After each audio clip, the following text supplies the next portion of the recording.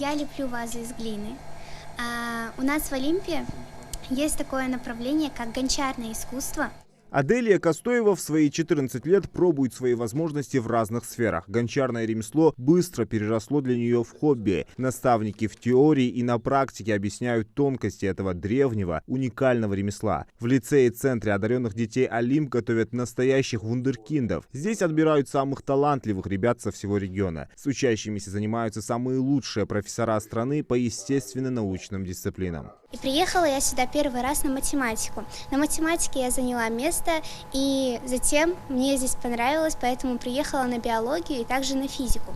На биологии у нас был замечательный профессор Андрей Васильевич, и это доцент биологической кафедры. Мне очень понравились уроки, потому что мы готовились и решали олимпиадные задания, мы решали подобные задания, как в ЕГЭ для 11 классов и ОГЭ для 9 класса. Аделия Костоева твердо решила для себя, кем хочет стать в будущем. Благодаря лицею «Олимп» она стала на несколько шагов ближе к своей заветной мечте. Я хочу стать стоматологом. Почему? Потому что с раннего возраста я очень увлекалась медициной, да и до того, как перешла в гимназию, училась я в частной школе, и там я тоже была медсестрой. Медсестрой как для общего класса. Вот.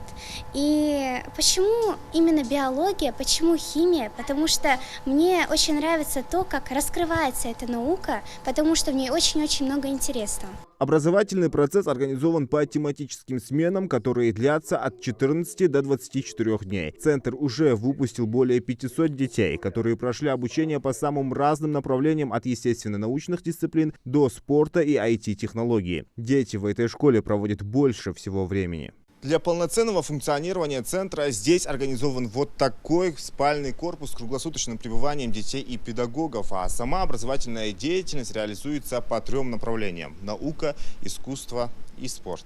«Олимп» реализован с учетом опыта образовательного центра «Сириус» в рамках реализации федерального проекта «Успех каждого ребенка» национального проекта образования. Занятия проходят как в очном, так и дистанционном форматах.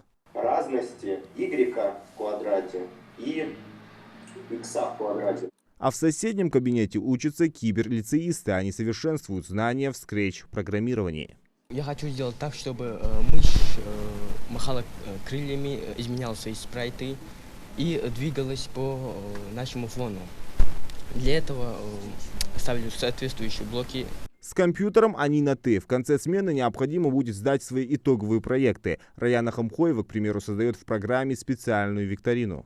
Мне очень нравится ходить на скретч-программирование, потому что это возможность для каждого ученика, учащегося, потому что мы здесь можем создавать игры, разные презентации, проекты. И я уверена, что в дальнейшем мне это пригодится. Уроки начинаются в 9 утра. Помимо профильных занятий, дети обучаются по всем остальным школьным предметам, которые по общему стандарту длятся 40 минут. Для проведения занятий с учащимися привлекают лучших специалистов со всей России. Во второй половине дня у меня будут научно-популярные лекции 2. Завтра и послезавтра. Ну вот завтра будет, я не помню, как по очередности, одна из них про парадоксы квантовой физики. А вторая про черные дыры. Это популярные лекции, которые для школьных учителей и для школьников.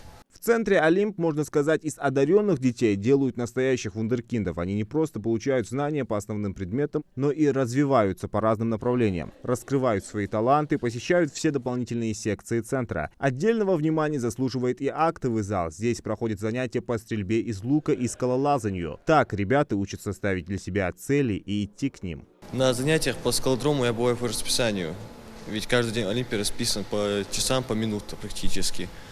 Каждый раз, когда я приезжаю в Олимпию, здесь уже получается 3-й раз, я был на смене по информатике с Шуйковой Инессой Анатольевной, которая является доктором технических наук.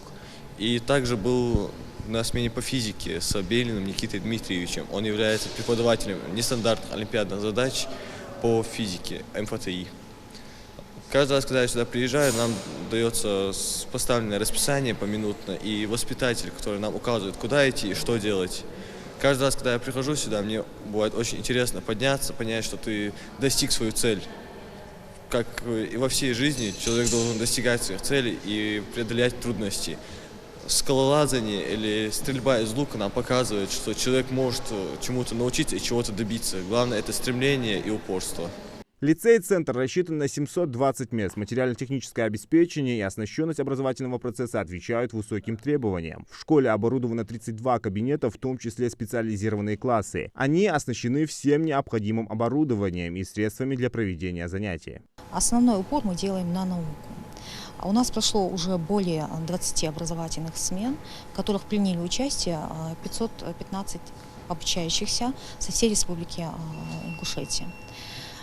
Благодаря этому центру дети уже понимают, в каком направлении они будут двигаться, то есть развиваться. Дети из сельского поселения Яндари с 5 по 9 классы обучаются в лицее по классической программе. Среди них также выявляют одаренных. В Олимпии дети не только постигают науку, оттачивают актерское мастерство, но и находят новых друзей. Попечительский совет лицея возглавляет глава Ингушетии Махмуд Али Калиматов. Селимхан Калоев, Юсуп Ханиев, Рахман Цуров. Новости 24.